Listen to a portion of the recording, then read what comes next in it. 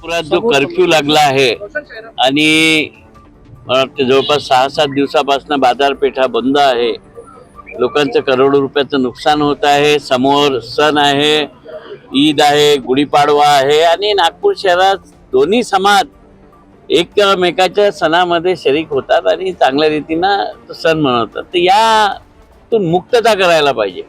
Tension create करून पुन्हा तणाव निर्माण करून हे बाजारपेठा बंद झाल्या आहे. म्हणून आम्ही पोलीस आयुक्तांना विनंती केली की आपण लवकरात लवकर निर्णय घ्या. सणासुदीच्या दिवसांवर या बाजारपेठा सुरू कराव्या आणि जे दंगेखोर असतील त्यांच्यावर कडक कारवाई करावी दोन्ही पक्षाचे. परंतु ही सुरुवात कुठून झाली? सुरुवात जिथे झाली त्या घटनेची शहनिशा व्हायला पाहिजे. कोणी म्हणतं की चादर नव्हती, कोणी म्हणतं होतं. सीसीटीव्ही फुटेज आहे, जे म्हणतात नाही आहे त्यांचे सीसीटीव्ही फुटेज तपासा, जे म्हणतात आहे त्यांची सीसीटीव्ही फुटेज तपासा आणि त्यानुसार तुम्ही कारवाई करा. कारण की नागपूर शहरात दंगल घडणं हे अशोभनीय कृत्य आहे.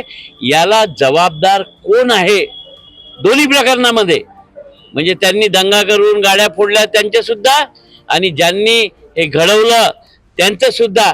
दोन्ही पक्षांना तुम्ही कारवाई करावी आणि नागपुरात पुन्हा शांतता येईल अशी नांदी द्यावी. बाजारपेठा सुरळीत करावा. आम्ही मागणी केली की आपण सर्व धर्माची शांतता कमिटी बनवा त्या भागांमध्ये की सर्व धर्माचे सामाजिक लोक त्यामध्ये समाविष्ट लोकांना आव्हान करतील आणि अशा घटना घडू नये.